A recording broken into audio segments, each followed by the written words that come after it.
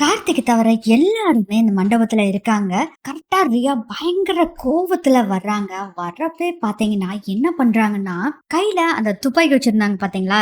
ஏற்கனவே ஆனந்த் வச்சிருப்பாங்க. எதுக்கும் சேஃப்டிக்கு இருக்கட்டும்னு சொல்லி துப்பாக்கி வச்சிருந்தாங்கல்ல, அந்த கன்னை எடுத்துக்கிட்டு வர்றாங்க. சீலிங்க பார்த்து ஷூட் பண்றாங்க. எல்லாருமே திரும்பி பாக்குறாங்க. என்ன நீங்க எல்லாம் இப்படி எல்லாம் பண்ணுவீங்கன்னா அப்படின்னு நான் போயிடுவேன் நினைச்சிட்டு இருக்கீங்களா? நான் வச்சிருக்கேன் பாருங்க இந்த கன்னு. இதுல இருக்க குண்டு எல்லாத்தையுமே உங்களுக்கு பரிசா கொடுத்துட்டு தான் நான் போவேன். உங்க ஒவ்வொருத்தருக்கும் கொடுத்துட்டு தான் போவேன். ஆக்சுவலா ரியா என்ன பண்ணிருக்காங்கன்னா, அந்த கன்னை ஒரு கர்ச்சீஃப் வச்சுதான் பிடிச்சிருக்காங்க. ஏன்னா கைரேகை இவங்களோட படக்கூடாதுங்கிறதுக்காக செம்ம ஐடியா பண்ணி தான் பண்ணிருக்காங்க. இதெல்லாம் கேட்ட ஆனந்த் ஏய் அப்படின்னு மிரட்டிட்டு வராங்க. ஏய் அங்கே நில்லு அங்கே நில்லு, என்ன நீ பாட்டுல திமிரிக்கிட்டு வர்ற? இது என்ன சும்மா பொம்மை துப்பாக்கி நினைச்சியா? ஒரிஜினல் லைசன்ஸ் ரெனியூ பண்ண வச்சிருந்தேன்ல அதே கன்னு தான் அப்படின்னு சொல்றாங்க. ரியா வேண்டாம் ரியா, மரியாதை துப்பாக்கி கொடுத்துரு. நீ கேட்டா நான் கொடுத்துருவேனா? இந்த துப்பாக்கிய யூஸ் பண்ண நிலைமை வந்தாலும் வரும்னு நினைச்சேன். அதே மாதிரி இப்ப வந்துருச்சு. அருண் சொல்றாரு, இங்க பாரு என்ன உன்ன நாங்க சும்மா விட்டுருவோம்னு நினைச்சியா? தப்பு கணக்கு போட்டுட்டு இருக்காத. என்ன நீ பெருசா பேசிட்டு இருக்க? நான் அப்படி என்ன தப்பு பண்ணிட்டேன்? வசதியா வாழணும்னு நினைச்சேன். அதுக்கு தகுந்த மாதிரி ஆனந்த் கிடைச்சா அதான் அவனை கல்யாணம் பண்ணிக்கிட்டேன். நான் என்ன உங்க மொத்த சுத்தையுமா கேட்டேன்? வசதியா வாழணும் தானே நினைச்சேன். ஆமாமா உன்னோட கணக்கு தெரியுமா? இது மொத்த சொத்தையும் ஆட்டையை போடுறதுக்குதான் இப்படி டைலாக் விட்டுட்டு இருக்கிறாங்க ரியா. அட நான் செஞ்சதை விட பரவாயில்ல. ஆனா இந்த குடும்பத்திலே பிறந்துட்டு நீங்க 2 பேரும் இந்த சொத்தை ஆட்டையை போடணும்னு நினைச்சீங்கல்ல, ஆனா நீ செஞ்சதெல்லாம் கரெக்டா அப்படின்னு அருணை பார்த்து கேக்குறாங்க. ரியா என்ன நீ செஞ்ச தப்ப மறைக்கிறதுக்கு இதெல்லாம் சொல்லிட்டு இருக்கியா? முதல்ல கண்ணை கொடு. எதுக்கு சும்மா வளவளன்னு பேசிட்டாரு? நான் ஃபைனலா உங்க எல்லாத்துக்கிட்டயுமே கேக்குறேன், இந்த குடும்பத்துல வாழ்றதுக்கு என்ன அனுமதிக்க போறீங்களா, இல்ல இந்த துப்பாக்கியில இருக்க குண்டுகள் எல்லாத்தையும் உங்களுக்கு பரிசா தரட்டுமா? அபிராமி சொல்றாங்க, உன்னை பத்தி தெரிஞ்ச பின்னாடி இந்த அசிங்கத்தை உன்னை மறுபடியும் சேர்த்துக்கவே நினைச்சிட்டு இருக்கியா? போ முதல்ல அப்படின்னு சொல்றாங்க. முடிவா சொல்றேன், உன்னை சேர்த்துக்க மாட்டேன் அப்படின்னு அபிராமி சொன்னோன்னே ரியா சொல்றாங்க, நானும் கடைசியா சொல்றேன், இங்க இருக்க ஒவ்வொருத்தருக்கும் இந்த தோட்டாக்களை பரிசா கொடுத்து மேல அனுப்புறதா நான் முடிவு பண்ணிட்டேன். தீபா முன்னாடி கண்ணை நிட்டுறாங்க. குண்டு உனக்கு தான். என்ன நீ ஓவரா பண்ணிட்டு இருக்க அப்படின்னு சொல்லிட்டு இருக்கும் போது கரெக்டா கார்த்திக் அப்பதான் அங்க வர்றாங்க. கார்த்திகை பார்த்தோன்னே தீபாவை தரத்தரன்னு ஒரு பக்கம் இழுத்துட்டு தீபாவை பார்த்து கண்ணை நிட்டுறாங்க. கார்த்திக்கு பயங்கர அதிர்ச்சியா இருக்கு. உடனே கார்த்திக் முன்னாடி கண்ணை நிட்டுறாங்க ரியா. இத பார்த்தோன்னா அபிராமிக்கு பயங்கர ஷாக் ஆயிருது. கார்த்திக் அப்படின்னு கத்திட்டு இருக்காங்க அபிராமி. கார்த்திக் முன்னாடி கண்ணை நீட்டணும்னு எல்லாருமே அதிர்ச்சியா இருக்காங்க. இவ்வளவு நேரம் தீபாவை சுட போறேன் அப்படின்னு சொன்னப்ப கூட ரொம்ப அசால்ட்டா கூலா இருந்தாங்க ரம்யா. ஆனா கார்த்திக்கு முன்னாடி கண்ணை நீட்டணும்னே பயங்கரமா பதறாங்க. அம்மோ ரியா சொல்றாங்க, உனக்கு 2வது குண்டு உறுதிடா. நான் ஆசையா கட்டி வச்சிருந்த கனவு கோட்டை எல்லாத்தையுமே கலைக்கிறதுக்கு காரணமா இருந்தவன் நீதான். உன்னை நான் சும்மா விட மாட்டேன். உனக்கு 2வது குண்டு. மீனாட்சி சும்மான்னு இருக்காங்களா? என்ன நீ ஒவ்வொருத்தர சுற்றுவேன்னு பயப்படுத்திட்டு இருக்கியா? இதுக்கெல்லாம் நாங்க பயப்படவே மாட்டோம். ஓ அப்படியா மீனாட்சி? 3வது குண்டு உனக்கு தான். போ, புருஷனை கைக்குள்ள போட்டுக்கல தெரியல, அப்புறம் எதுக்கடி உனக்கெல்லாம் கல்யாணம்? உனக்கெல்லாம் புருஷன் நீ கைக்குள்ள போட்டுக்காதனால தானே உன் புருஷன் என்ன தேடி வந்தான். பேசாம போக வேண்டியதாண்டி. அவன் தான் வேண்டான்னு சொன்னால, அதை விட்டுட்டு எதுக்கு கெஸ்ட் ஹவுஸ்ல தங்கிக்கிட்டு எனக்கு டார்ச்சர் கொடுத்துட்டு இருந்த? அடுத்ததே அருணை பார்த்து கண்ண நீட்டுறாங்க. டேய் உனக்கு தானே 4வது குண்டு. என்ன நினைச்சிட்டு இருக்க? நீயும் அண்ணனும் சேர்ந்து இந்த சொத்த பூரா ஆட்டை போடணும்னு நினைச்சவங்க தாண்டா. இப்ப என்ன நல்ல மாதிரி பேசிட்டு இருக்கிற? மரியாதை என் கூட சேர்ந்து எனக்கு ஹெல்ப் பண்ணிருக்கலாம்லடா. இப்படி போக வேண்டிய அவசியம் இல்லைல்ல அப்படின்னு சொல்லி நினைச்சிட்டு இருக்கும் போதே ஆஹா அடுத்தது நமக்கு தான் குறி வைப்பா. பேசாம எஸ்கேப் ஆயிட வேண்டியதான் அப்படின்னு அங்க இருந்து ஐஸ்வர்யா போறாங்க. ஏ ஐஸ்வர்யா நில்லு, இப்ப எங்க போற?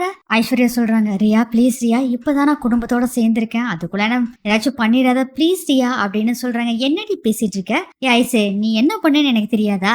எங்கூட கூட்டு களவாணி மாதிரி கூட்டு சேர்ந்துக்கிட்டு இவங்களுக்கு எதிராக எல்லாத்தையும் காயெல்லாம் நகர்த்திட்டு இப்ப என்னடானா ரொம்ப நல்ல மாதிரி அவங்க கூட சேர்ந்துட்டு இருக்க. இது எல்லாத்தையும் பாத்துட்டு இருந்த ரம்யா சொல்றாங்க, ஏ என்னடி நீ ஓவரா பேசிட்டு இருக்க? கமிஷனர் வரைக்கும் இந்த விஷயத்த கொண்டு போய் உன்னை உள்ள தூக்கி போட்டுருவேன், கொஞ்சம் கவனமாயிரு அப்படின்னு சொல்லும் போதே அபிராமி சொல்றாங்க, அம்மோ கொஞ்சம் பேசாம இரு. இது எல்லாமே என்னன்னா ஒரு கையில கண்ணையும் இன்னொரு கையில தீபாவையும் புடிச்சுட்டு தீபாவோட கையை நல்லா ஹோல்டு பண்ணிருக்காங்க, இறுக்கமா புடிச்சிருக்காங்க. அப்பதான் பேசிட்டு இருக்காங்க, என் கையை விடு என் கையை விடுன்னு தீபாவும் சொல்லிக்கிட்டே இருக்காங்க. ஆனா இறுக்கமா புடிச்சிருக்காங்க. அதை பார்த்துட்டு கார்த்திக் சொல்றாரு, ரியா கொஞ்சம் பார்த்து நடந்துக்கோ அப்படின்னு சொல்றாங்க. என்ன மாமியாரே ரொம்ப துள்ளுறீங்க? 6வது குண்டு உங்களுக்கு தான். சே என்ன மாமியாருன்னு கூப்பிடாத, அசிங்கமா இருக்கு. ஓ அப்படியா மாமியாரே? கேவலம் 5க்கும் 10க்கும் அல்லாடுற குடும்பத்துல இருந்து வந்தவ இந்த தீபா, அவளை ஏத்துக்கிட்டீங்க, ஆனா என்ன ஏத்துக்க மாட்டீங்களா? அவ்வளோ கேவலமாவா நான் போயிட்டேன்? ஆமாண்டி, நீ அவ்வளோ கேவலமா தான் போயிட்ட.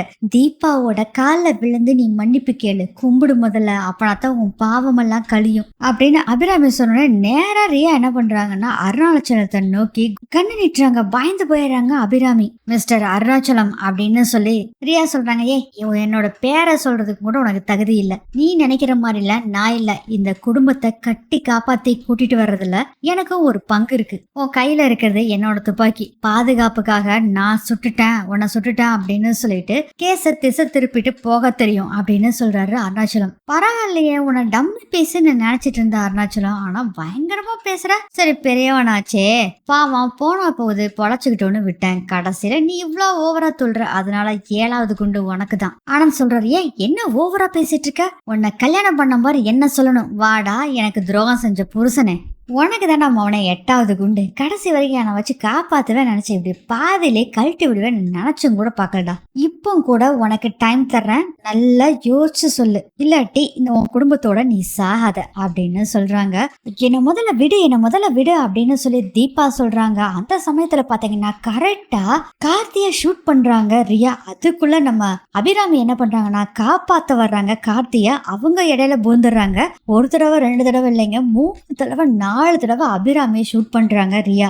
அப்படியே அபிராமி கீழே சாஞ்சிடுறாங்க. எல்லாரும் அம்மா என்னாச்சு அப்படின்னு கேட்டுட்டு இருக்காங்க. அத்தை அப்படின்னு சொல்லி ஓடி வர்றாங்க. தீபாவும் எல்லாரும் அபிராமிக்கு என்னாச்சுன்னு பதட்டப்பட்டு இருக்காங்க. இங்க நடந்து பாத்தீங்களா விஷயம்? ஃபர்ஸ்ட் ரியா சீலிங்க பார்த்து ஷூட் பண்ணாங்கல்ல, அதுல இருந்து இப்போ அபிராமியை ஷூட் பண்ண வரைக்கும் அங்க கேமராமேன் இருக்காரு. அவரு பூரா வீடியோ எடுத்துறாரு எல்லாத்தையுமே. இங்க நடந்த விஷயத்த பார்த்தோன்னே, ஐயோ சாமி நம்ம இங்கே ஏறக்கூடாது, முதல்ல கிளம்பலாண்டா அப்படின்னு சொல்லிட்டு அவர் அங்கிருந்து எஸ்கேப் ஆயிடுறாரு கேமராமேன். ஆனந்துக்கு பயங்கரமான கோவம் வருது. பயங்கரமா சத்தம் போடுறாரு, இனிமேல் நம்ம இங்க இருந்தோம்னா ஆபத்தே அப்படின்னு சொல்லிட்டு வேகமா ரியா ஓடி வர்றாங்க. அதுக்குள்ள ரம்யா என்ன பண்றாங்கன்னா ரியாவை கேப்சர் பண்ணிடுறாங்க, புடிச்சிடுறாங்க. ஆனா ரியா ரம்யாவை புடிச்சு தள்ளி விட்டுட்டு கண்ணை அங்கேயே போட்டு வேக வேகமா போறாங்க. அதுக்குள்ள அங்க ஆனந்த் என்ன பண்றாருன்னா, கீழே கிடந்த கன் இருக்குல்ல, அதை எடுத்துட்டு பின்னாடியே துரத்திட்டு வர்றாரு. கரெக்டா அங்க ஒரு ஸ்கூட்டி நிக்குது, அதை எடுத்துட்டு அங்க இருந்து எஸ்கேப் ஆயிடுறாங்க ரியா.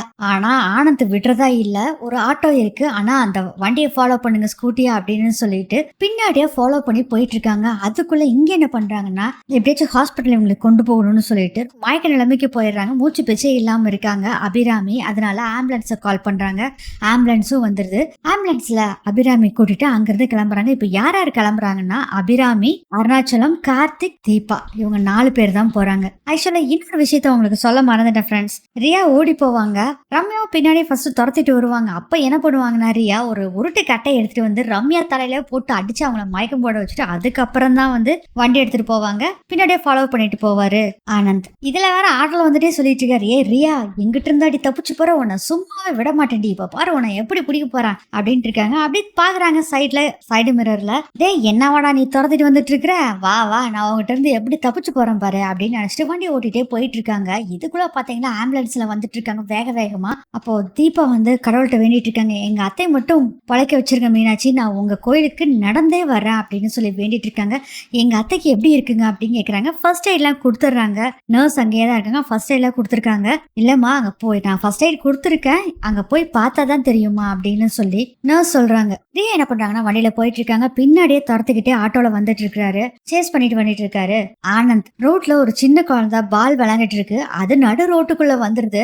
அதை பார்த்துட்டு ஆட்டோ மேன் என்ன பண்றாருன்னா அங்கேயும் இங்கேயும் திருப்புறாரு. கடைசியில பார்த்தா அந்த ஆட்டோவே கொடை சாஞ்சிருது, அப்படி கீழே விழுந்துருது. ஜஸ்ட் மிஸ்ல 2 பேருமே உயிர் பழச்சிடுறாங்க. அந்த ஆட்டோ சந்துக்குள்ள இருந்து ஆனந்த் எழுந்திரிச்சு ஓடி வர்றாரு. இதே எல்லாத்தையுமே நின்னு சர்வ சாதாரணமா அசால்ட்டா கூலா நின்னு பார்த்துட்டு அங்கிருந்து சிரிச்சுக்கிட்டே போறாங்க ரியா. ரொம்ப தூரம் பாக்குறாரு, அங்கேயும் இங்கேயும் பாக்குறாரு ஆனந்த். எங்க ரியா எந்த வண்டி சைடு போனானே தெரியல. இப்படி மிஸ் பண்ணிட்டுமே அப்படின்னு கடுப்புல இருக்காரு. அடுத்ததே ஆம்புலன்ஸ் வந்துட்டு இருக்கு. ஆம்புலன்ஸ் வந்துட்டு இருக்க ரோட்ல சைடு ஒரு ரோடு வருது. அந்த ரோட்ல இருந்து சர்ன்னு வர்றாங்க ரியா. கரெக்டா ஆம்புலன்ஸ் முன்னாடி டப்புன்னு இடிக்க போகிற அளவுக்கு நிக்கிறாங்க.